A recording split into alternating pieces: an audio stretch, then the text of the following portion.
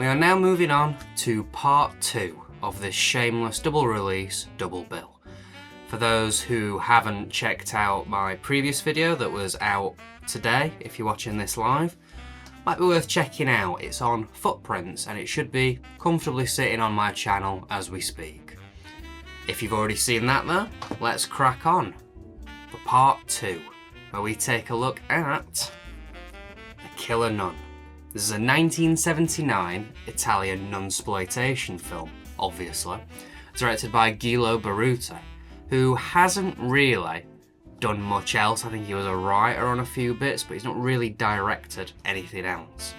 The film stars Anita Ekberg, who is probably most well known for having the leading role in La Dolce Vita. The film also stars another favourite of mine, Joe D'Alessandro, who is one of Andy Warhol's superstars and is the lead of Flesh, Trash and Heat, directed by Paul Morrissey. So this is another video nasty that we're looking at on the channel. It was banned in the UK and is apparently based on a true story. Let's see what it's all about then, shall we? Look at his legs, full of spring. Hup. And the one in the middle is doing its thing. Oh, Doctor. Doctor, I have 11 children. Well, I'm afraid there's no remedy for that. What about the runs, Doc? Do you have something for that? Hey, no. The film follows Sister Gertrude, who's working in a church-run nursing home. But she's not quite been the same after an operation on a brain tumour, and has taken up abusing morphine as well as abusing some of the inpatients. She also bangs random dudes now, and even commits a little bit of murder in her pink washing up gloves. This film is alright. It isn't the best thing I've ever seen, but it is far from the worst. There's some entertaining moments and it gets a little creative here and there, but it's bogged down by some really, really dull moments, and the ending just sort of fizzles out into nothing. It's a little more tasteful than I was expecting, and it sort of leans more into the giallo side than the full-blown exploitation.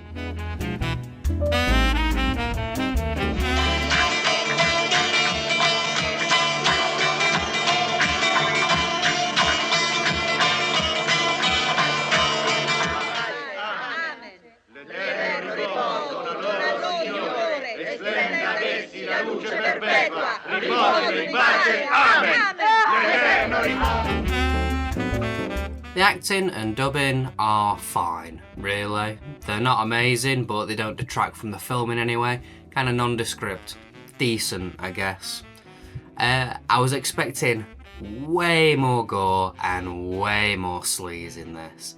And all things considered, it is really toned down. The gore that we do get is pretty effective in its way, especially the darts. Is it darts or needles scene? That one was pretty well made, and I just loved the cotton wool death. Absolutely ridiculous, had me laughing. As for the sleaze and the sex angle, again, I thought this was going to be absolutely rammed full of it, but we do get some nudity, but it's not shoved in your face as much as I thought it was going to be, and it's a lot more tasteful. And then the lesbian angle as well, I thought we were going to be a hell of a lot more of that, but it's more implied stuff, to be honest. The film likes to get a little creative as well with the editing, and honestly these were some of the more engaging moments of the film. Always appreciate a little bit of experimentation in these sorts of things. It's all shot nice and the soundtrack's pretty good, and I especially liked that theremin. Always love a theremin when it pops up, always nice to hear. I think though for this film a lot of the shock value has sort of dissipated over the years. Seeing a nun kill and do drugs and all this sort of stuff, I don't know, it's not as shocking these days. I don't think it's as shocking. I think it's lost a lot of its impact, especially because we don't have religion as this looming force quite as much nowadays, especially in the UK. It's an interesting little relic to see what people were offended by and shocked by back then, but as I said, a lot of the impact has sort of been lost to time.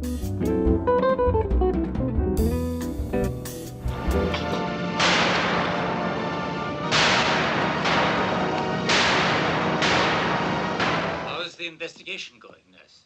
All I know is that you're not in your bed. Oh, very observant.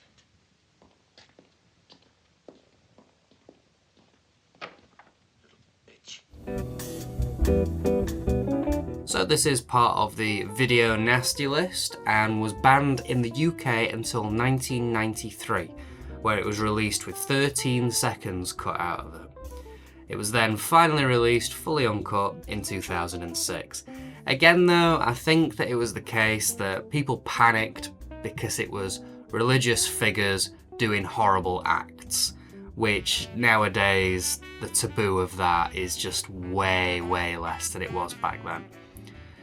And as I said as well, this is based on a true story, so I had a little look into the story. It's based on a woman called Cecile Bombeek, who was also a nun working at a care home and also got addicted to morphine after a brain tumour operation.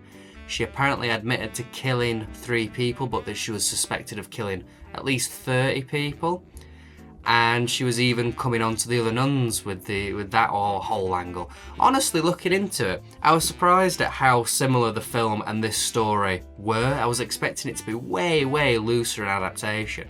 And it is to an extent, but these two characters are pretty much identical, really. It was interesting.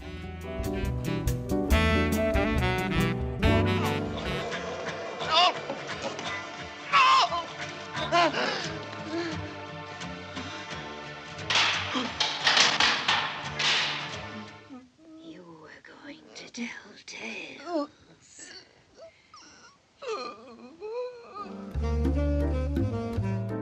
So again, for these reviews, I clicked play on the first available one and watched the English dubbed version, and no complaints, absolutely fine. Picture quality and sound quality all really, really nice. Nice 2K restoration as well, just really looked the part, really looked good, no problems. But, like the last film that we discussed, Footsteps, this film also likes to dip into Italian scenes every now and then. Now, I've always just lumped this up to it being scenes that were deleted from the original English release that have just been added back in, and there's no English dub, so they just put the Italian scenes back in, and that's fine. Now, this film was only cut by 13 seconds though in the UK, and I swear there is more than 13 seconds worth of Italian in this English dub version. So I don't know, is it that they're adding these scenes back in, or is it some sort of problem with these prints that Shameless is missing? I don't know, it's hard to tell. If anybody does have any idea on this, do let me know. I might be completely wrong, it might just be there might be 13 seconds worth of Italian in this and I've just overestimated how much there was. But yeah, let me know. I'd be interested to know what people think about this one. And on the disc, the pre-menu trailers are back. If you've seen the Footsteps review, you'll see that for some reason they were just missing on that disc. But they're back here, and for the first time ever, they are completely unskippable. And what's really annoying is, it is 4 trailers for films that I've already seen, and I couldn't skip any of them. Shameless, don't do this. Unskippable trailers at the beginning are so irritating, and we don't need it these days. We don't need it, especially because you're not advertising anything new for people who collect these films. We've seen all these. Stop making me watch a Viva trailer again. I don't want to see it. But anyway, that ran over. What else do we get on the disc? So obviously we get the English dub and the Italian dub of the film. We get audio commentary, and we get 2 interviews. A 6-minute one with Anita Ekberg, and a 44-minute one with the director. And that's your lot. Seems a little light on extras, this disc. Maybe it was a little bit rushed, seeing as they put 2 out in one go. Who knows, maybe they just didn't have the extras for it. Seems like a shame though, I can imagine there being some interesting stuff for this film, but oh well. Okay, time for the case. We get another black slipcover, which is nice to add to the collection. The description's not awful. It is different again between slipcover and the case, and because of this bit on the slipcover just reads a little bit weird. but it's fine on the case, and it's not awful, it's not awful. All the information's correct as well, and we get alternate covers again, and once again, I like all the designs they're going for here. Especially this main one, I love that red on black, really cool design. I do wish it was a little more consistent with the title though. Is it Killer Nun or The Killer Nun? Lastly, this is another low numbered version, and I got number 0183. Pretty damn low. Not the lowest that I've got, but pretty low. Overall then, this has some fun kills and a dabble of creativity here and there, but also some boring scenes that sort of put the plot on hold for just a little too long. I wouldn't strongly recommend this, but I'd lightly recommend it. I'd say if anything in this review has piqued your interest and made you think, oh, maybe I'll check that out, then do, definitely. It's worth a watch for those who think that they're going to enjoy it. If you've seen this and thought, probably not for me, then yeah, probably best to avoid it, to be honest. If you are going to grab it as well, this release is pretty good. It's a little light on extras, but the print's really nice and it looks great. For those who import, there is an Arrow version that they did for the US, but I'm imagining it's probably the same print, to be honest, and you could probably save a bit of cash by grabbing this one if you're in the UK. So, not the best, not the worst, just sort of a middle of the road film to end us on this shameless double feature, double bill, double release, double thing that I've double done. I can't believe Shameless put 2 films out on the same day. I can't believe how many films have been putting out this year, to be honest. It's mad. Like, I thought, after, what was it, Stage Fright, I thought, well, this is pretty much it. They went quiet for ages. And then this year they've come back and I think they've put 4 films out this year. So who knows, I might be doing way more of these reviews than I anticipated. Well, we'll see. Let's see what this year has in store for us. And until then, thanks for watching.